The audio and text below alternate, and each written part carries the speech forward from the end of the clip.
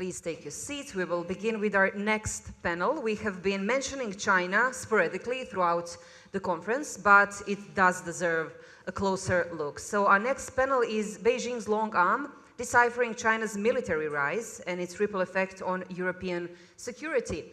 With us here in Budva, Mark Kozet, Senior International Defense Researcher and Professor at Pardee Rand Graduate School, and Mr. David Toman, Analyst at European Values Center for Security Policy. And joining us online is Helena Legarda, Lead Analyst at Merix.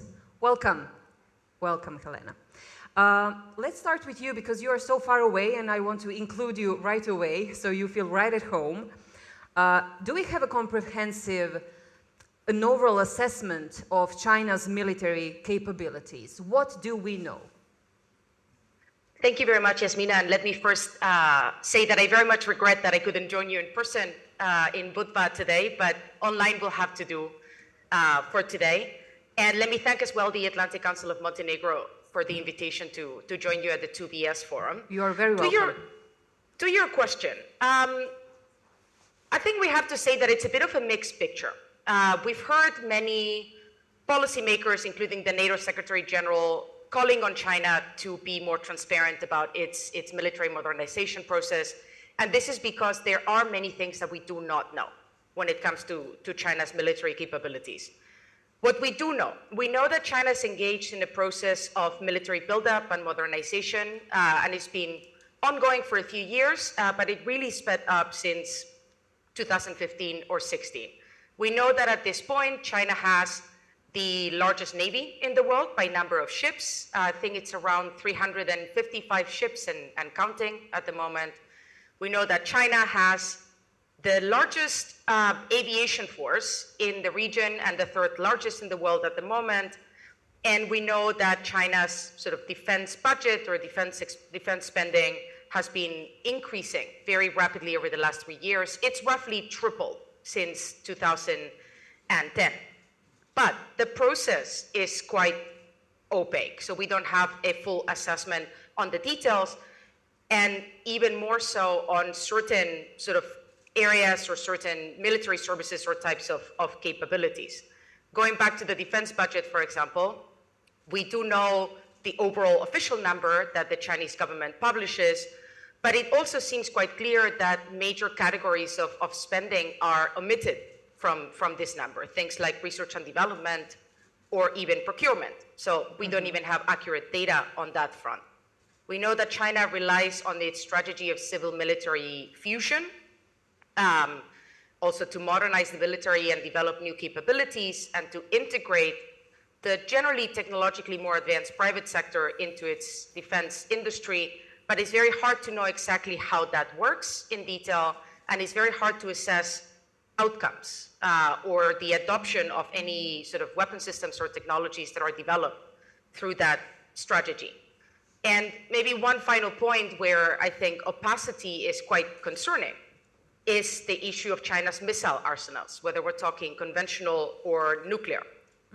We have indications, and there's some information that China is very rapidly expanding its arsenals, also taking advantage of the fact that China is unconstrained by some of the international treaties that exist to try and limit proliferation. But we don't know the exact number of missiles that China has. We don't know the exact number of nuclear warheads that China has. And the similar thing happens when you look at space-based weapons or the China's space program in general, which is largely run by the PLA. The bottom line is that we know some things about what China's doing, but when it comes to very strategic capabilities, there's quite a lot of opacity, which makes it very difficult for us to get a very comprehensive picture of what exactly the PLA is doing. Mark, is this concerning that we don't know all the facts? I think it's very concerning because anytime, and one of the examples that Helena brought up was about the nuclear forces, about the expansion of the nuclear forces. For a very long time, really since the beginning of China's, the development of China's nuclear capability, we've had a very good understanding based on their explanations of state policy about what those nuclear forces were for, and we could see that through the nature of the force structure, through the types of systems they had, and more importantly, the types of systems they didn't have, and also procedurally through the way that they ran the force. We're at a point right now where you're looking at a very large expansion of China's nuclear forces and nuclear capabilities, and there really has been no discussion. And so it leaves us to try to interpret what these changes are for, which is inherently destabilizing, I would argue. And I think a very important point along those lines is that we could very easily see that China's force remains similar with the no first use policy that existed since its inception. If you consider into their equations for why they're doing this, you know, the role of US and allied conventional strike capabilities, the role of missile defenses, some of the earlier discussions from the early 2000s about decapitation and about the potential for nuclear first strikes that were coming out of the Bush administration. And those things have really shaped the way China thinks about this. But it's very unclear if those are the driving factors behind why this is happening, or if it's something more. If it's something larger and it's something where the Chinese want to be more forward-leaning with the way that they use their nuclear forces for coercion and also for deterrent purposes. In trying to understand the situation, what do the recent removals of senior military officials in China tell us about its military capabilities? So I think this also really builds off of Helena's very good explanation of some of the things we don't know about the People's Liberation Army.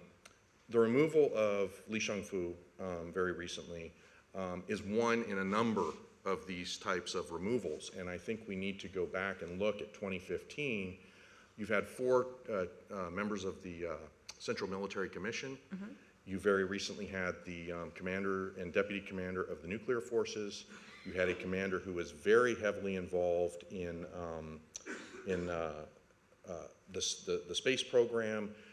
Allegedly the commander of the strategic support forces, so essentially their version of cybercom, has not been seen for a while, and there is a lot of speculation in Chinese language press that he has also been caught up in these corruption scandals. And then you've also had very senior members from the PLA who have had a variety of portfolios that have encompassed political work, which is not just political reliability and political loyalty to the party, but also personnel appointments. So this is how they choose people, and we know that's been a very corrupt system over time.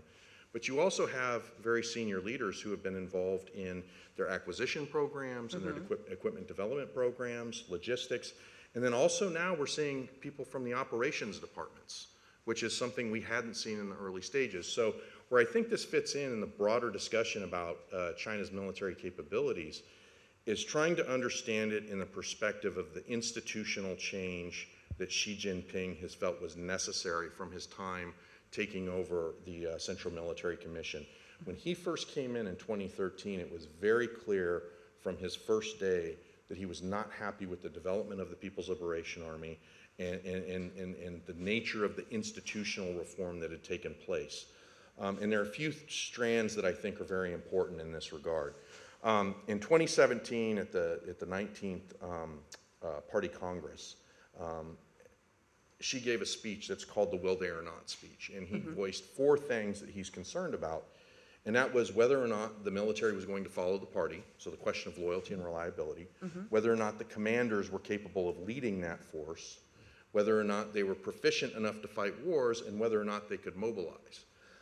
These aren't the issues related to the technology concerns that they had through the 1990s and early 2000s. This is really the very difficult process of institutional change. And I think that this latest round of corruption allegations really speaks to the difficulties that Xi is dealing with in trying to implement that change. And only adds up to the challenges he is facing.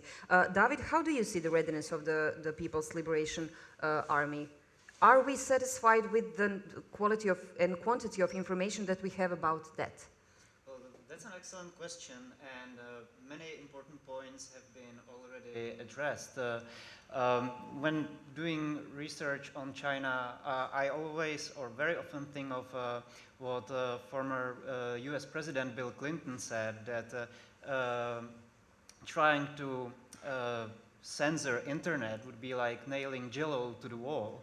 But a few years later, we can see that China has been quite successful in building this great firewall, preventing information getting in, but also information getting out. So to a large extent, we as researchers, analysts, professors, or public society, to a large extent, we know only what China wants us to know.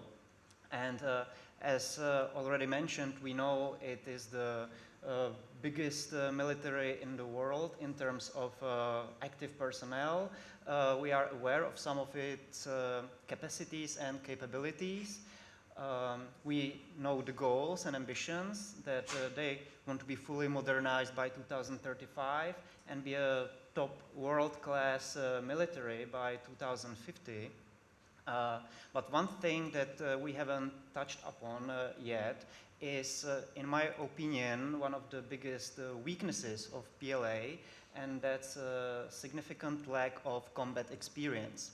Because the last time something like that happened was in 1979 in a conflict against Vietnam, and the outcome was not very flattering for the PLA.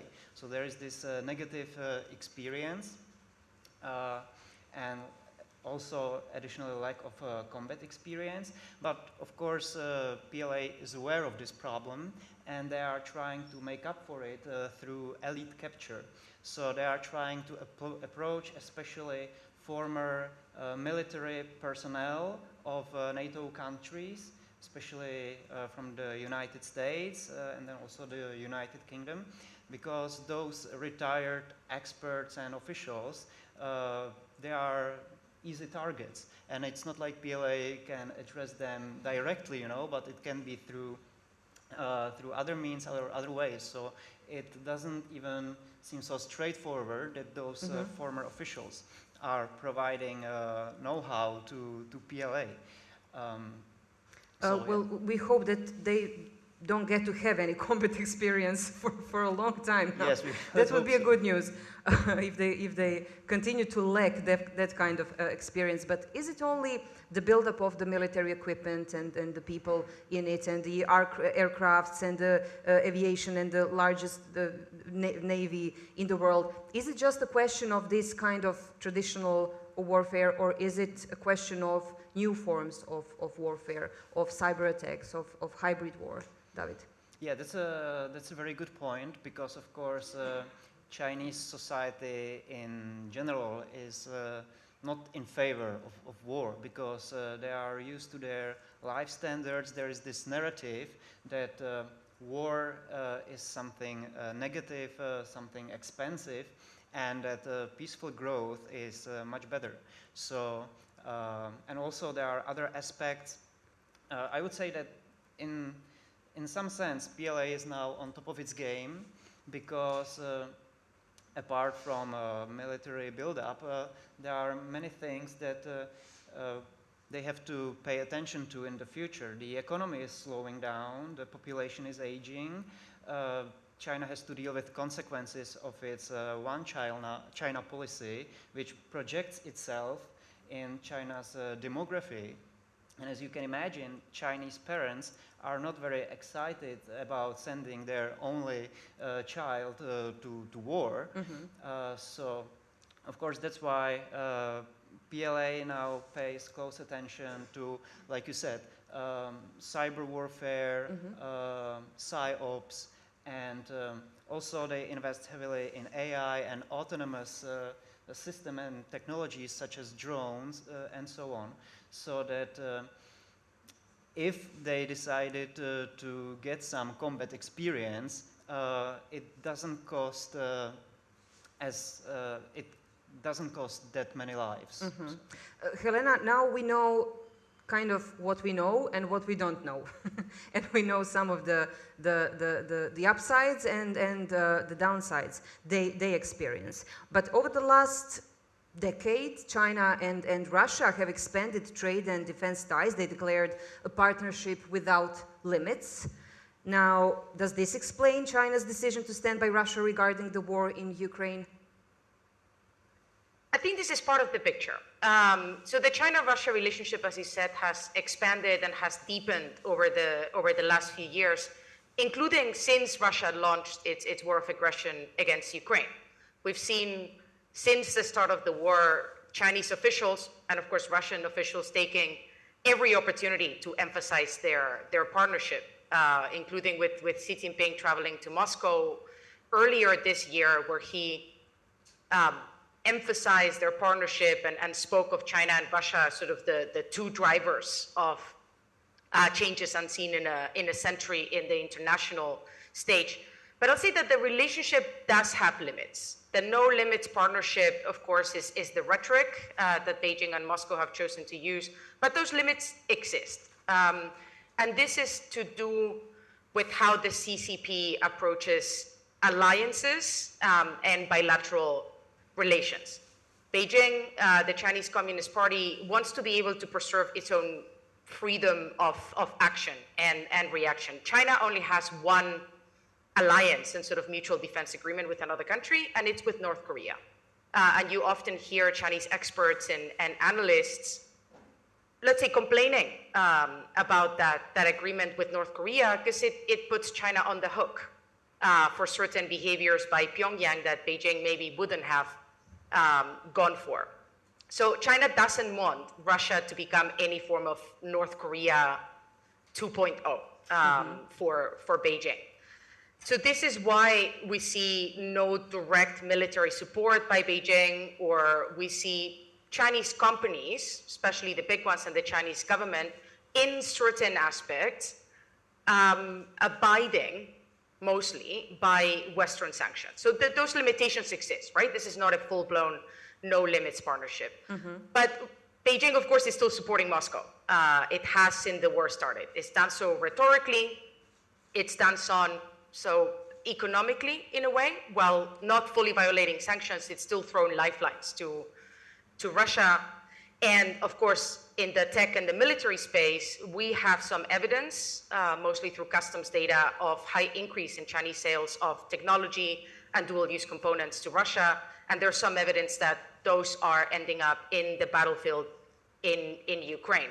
And just to finish off, so why I think this is, I think for China, this is, so its position vis-a-vis Russia and vis-a-vis the war in Ukraine is not just about the future of Ukraine. I think this is much more about how Beijing wants to position itself vis-a-vis the US and NATO going forward. And this is the foundation of the China-Russia relationship. It's their shared view of the US and NATO as their main adversary, and their joint wish to reform the global order. Yeah, we'll circle back to it. Mark, in what way did the war in Ukraine strengthen the Russia-China relationship? But aside from the strengths, there are also the signs of some of the possible weaknesses in the future, especially regarding the relation from Chinese part to their Russian as a junior partner in this relationship. So I think with the war in Ukraine, what it's really highlighted for China in particular, so Russia absolutely knows they need China because they need that economic lifeline in so many respects. For the Chinese, they also recognized that they need an ally of some sort as well, and isolation is a recipe for disaster. And it's not just the war in Ukraine, it's the events that have surrounded the war in Ukraine. So NATO has been much more unified and has been very willing to stick together during the war, to this point at least. But also in the Asia Pacific, you're starting to see a lot of developments, some of which predated the war, but some of which have really been accelerated by the war, I would argue. So you're looking at the AUKUS relationship, or the AUKUS alliance. You're looking at the alliances that the United States has with Japan and South Korea, both of whom do not view the Ukraine war as an isolated issue. They view this as a global issue, and they view China as being very inextricably linked to the development of that war. And so as those relationships have really started or have really gained momentum over the past several years, I think it's very troubling for Beijing. And they recognize that they themselves need some kind of partner and or partners, and that has not traditionally been the way that they have approached their foreign policy. As Helena said, North Korea, and that relationship has not been a very good one over the past 30 years, for sure, definitely for the past 20. But then looking at Russia and what Russia has to provide, not just from the standpoint of energy resources and a market for Chinese goods, but also in terms of it being a member of the UN Security Council, which I think is very important for that common shared objective that they have for challenging the international order as they conceive it, which was developed by the United States and its allies. In terms of the limits, I think Helena did a great job covering all of that. The one thing with the alliance relationships and some of the research that we've done that is very notable is that neither one of these countries really has extensive experience in a mutual type of relationship where you have equal partners. They were in one each at the end of World War II, beginning of the Cold War, and that ended with the two splitting apart. Yeah, it's such a big difference in reflection to the NATO and allies and the connection between allies. It is, because then when you go look at the relationships that they've had throughout the Cold War, whether that's the Soviet relationship with the Warsaw Pact or the Soviet relationship with the Middle Eastern countries, for instance, Egypt, those have always been very unequal relationships, and in many cases the Soviets were resented by their allies, if you want to call them that. For China, it's been a very similar type of issue when you look at Vietnam and you look at North Korea. And in some cases, those have been competitive relationships. So one of the things that I have stated regularly about this no limits partnership is that it could be no limits before the war because nobody was being asked to do anything difficult. Those types of relationships are always very easy to pursue when you're not being asked to go against your other interests in other areas for the benefit of a particular partner. And actually do something, Exactly. And so what we've seen since the war has started are some challenges to that. And I would also argue that what we know from those relationships before, from those alliances before, is that both sides, when they've been in a position where they've been able to exert some sort of leverage or exert their advantage to their benefit, they have done so. And in this case between China and Russia right now, I don't think there's any real issue with that relationship splitting because they both need each other so badly.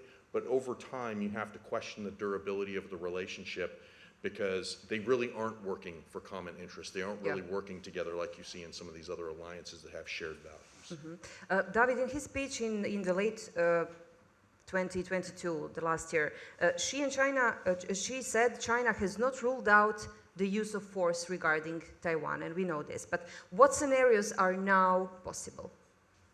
Yes, well, actually there are several scenarios of what China can do in case of Taiwan, so it would be a mistake to think that it's just like a full-scale invasion, and something what we are seeing now in Ukraine. To briefly introduce the scenarios, the first one is a blockade or eventually also an invasion of Matsu and Kinmen Islands, which are small islands close to Chinese mainland. Matsu Islands have population around 12,000 people. In case of Kinmen, it's around 130,000 people. But their location is closer to Chinese mainland than to Taipei. So protecting this territory would be very difficult. So China could theoretically start there, and it's hard to predict the future, especially when we are talking about scenarios, but we can expect that protecting these islands would be very difficult for Taiwan, and it would make its allies, Taiwan's allies, consider whether they would assist Taiwan in protecting these areas. So somehow we could see a very slight parallel with what happened in case of Crimea, which also triggered quite not so intense response in or real action in international community. Well, the next scenario is blockade of Taiwan's main island, basically cutting it off from the rest of the world, which would already have severe consequences on all of us, because Taiwan is leader in semiconductors, in chip making. It produces more than three quarters, more than 70% of world's top chips, which we all need for our electronic devices and things like that. So we would definitely feel that, and that would definitely trigger a stronger response from the rest of the world. And then, of course, the final set of scenarios is missile attacks on Taiwanese infrastructure, and then already the full-scale invasion. So, of course, these different scenarios would trigger different reactions. Of course, the heaviest burden would be on like-minded liberal democracies in the Indo-Pacific, so mainly the United States, potentially Japan, maybe South Korea, Australia, and so on. But of course, we as Europe, given what values we stand for, we should respond definitely to such development as well. But the question is how, of course, given the distance. And of course, the most likely tool is economic sanction.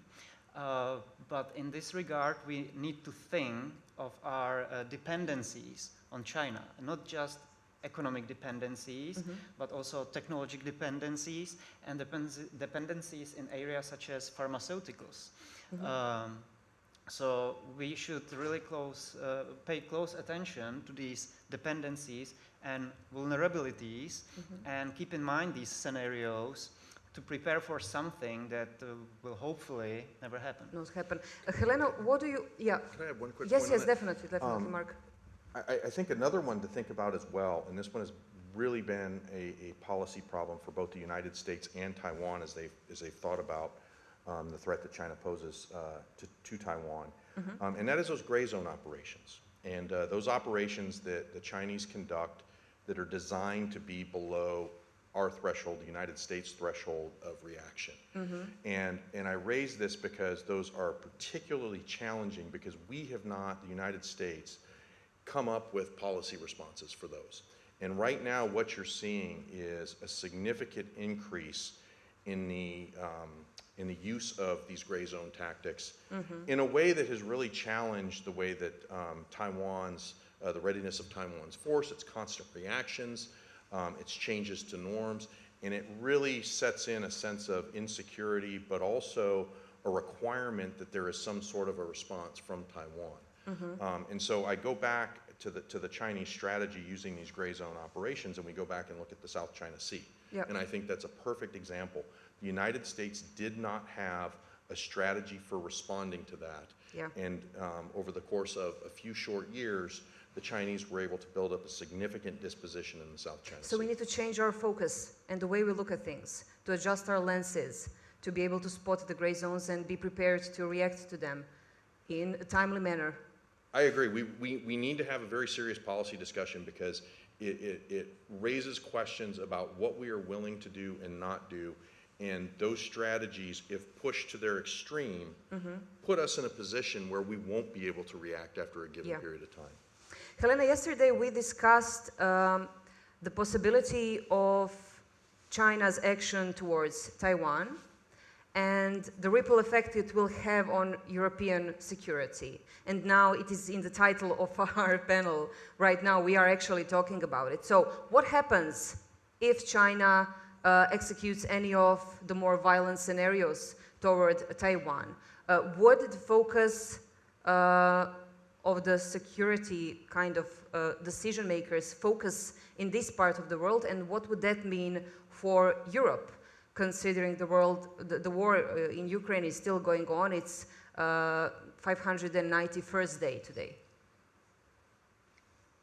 That's a great question, and the answer, I think, has to be very scenario dependent, right? So it depends on what Beijing does or doesn't do vis-a-vis Taiwan, and that will give us the response, I think, or that will shape the response by European policymakers.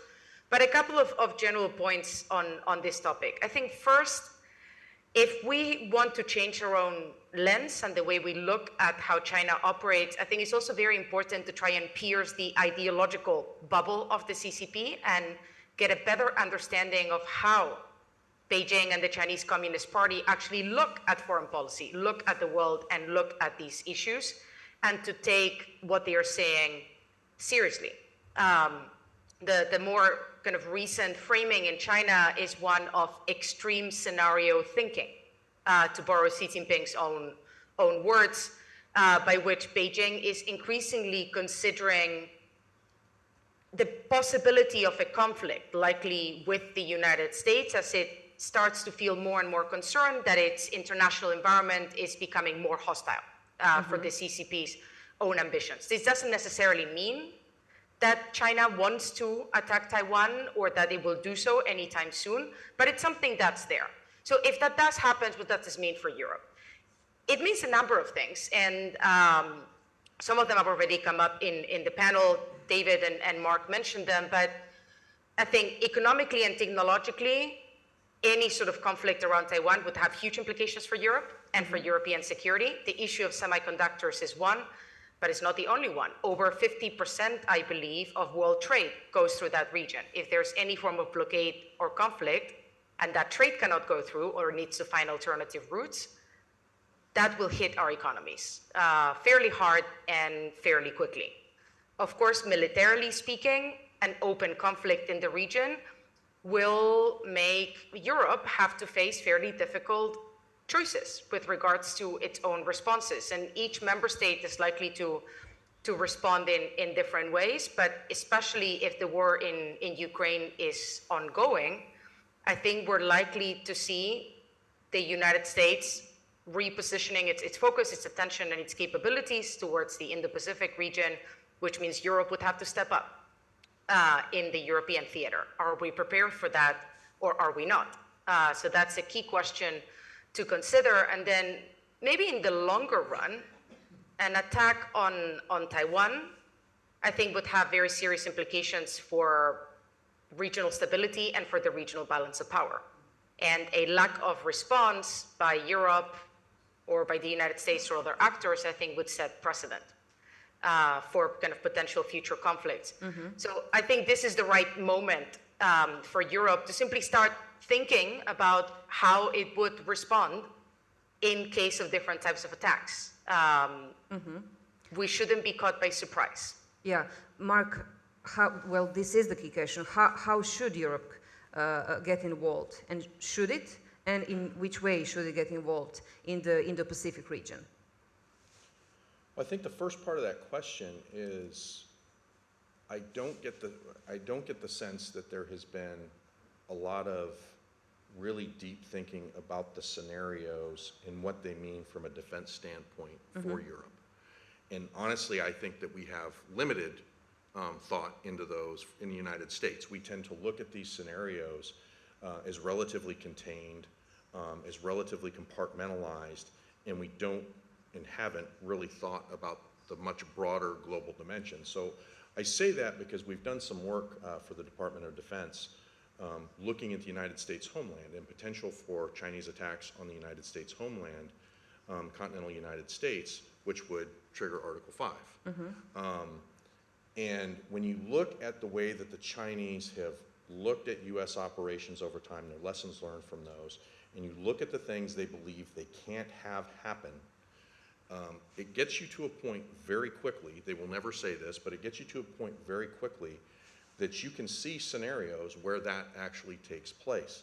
I think there's a second part to this too, and that is when you look at the way the Chinese think about planning, strategic planning or operational planning, they have a concept called disposition that is central to the way that they think about their long-term ability to develop outcomes in different places. When you look at that in terms of this concept that the Chinese also have called war potential, what does Europe have that it could bring to the fight? Not just in terms of forces that could be sent over, but let's think about this in terms of the current conflict. You have South Korea delivering significant amounts of military equipment to Poland, and that production line is moving along very well.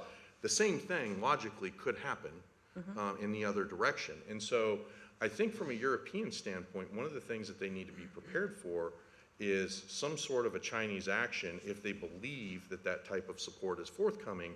How would Europe respond to that? Both the Article 5 dimensions with attacks on the United States potentially, but also on, in terms of protecting its own infrastructure, which through cyber means and other things, the Chinese actually have a significant capability to affect.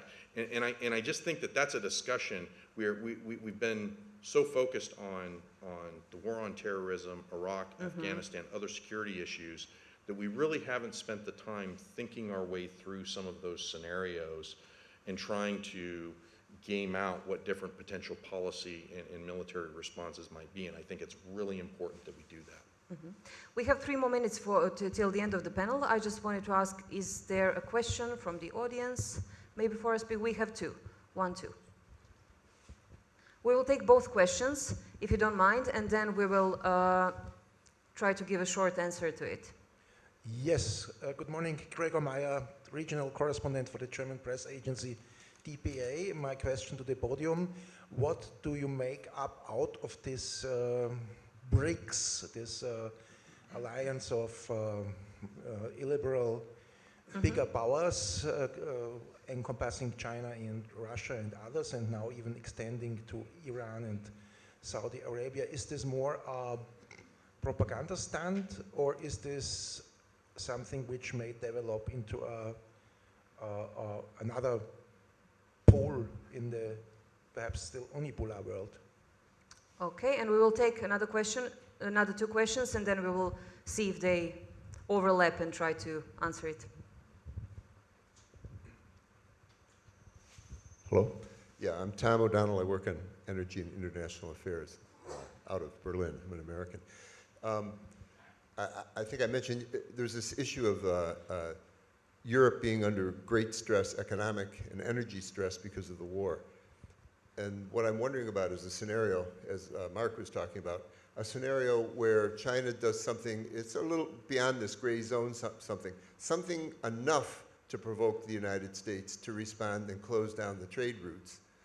And in a way, it can test their systems, whatever reason they want to do it. But meanwhile, they actually cut off all the commerce of Europe and the commerce of the Gulf states to ship oil the other way, and which would heighten the economic war that Putin's trying to, the impact of it on Europe.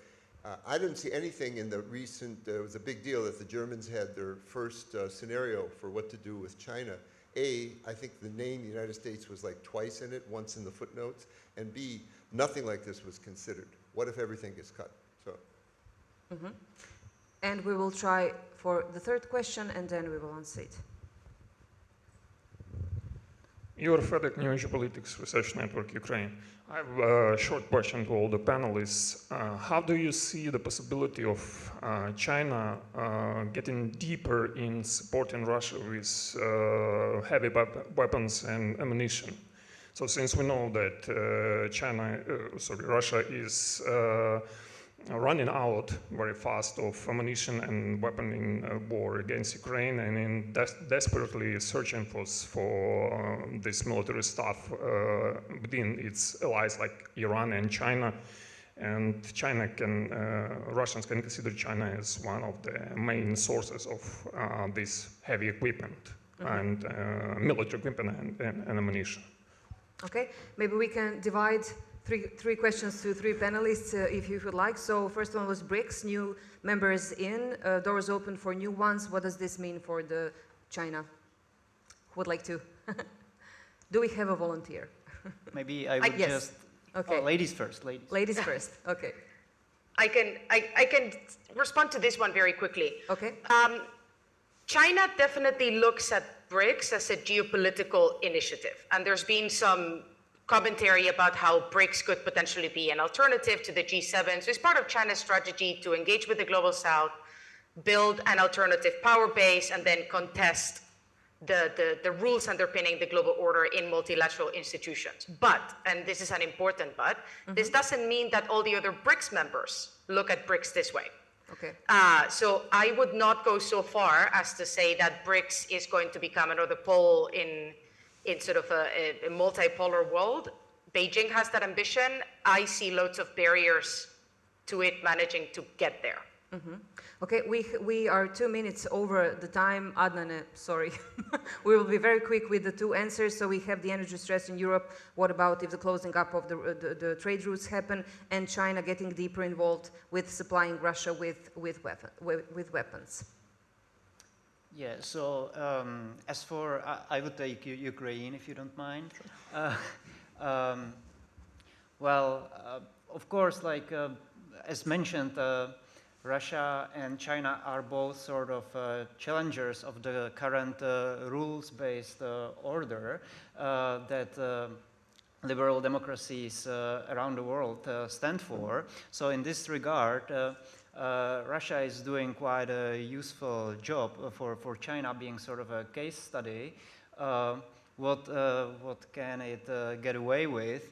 And also, like, this can be a useful lesson for China in regards to its scenarios around Taiwan.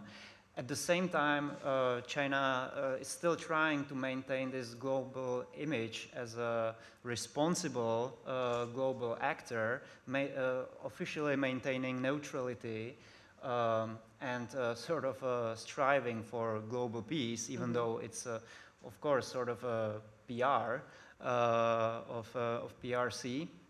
But because of this strategy and approach, I think we are not going to see heavier support of Russia in war against Ukraine, hopefully. And talking about going beyond gray zone?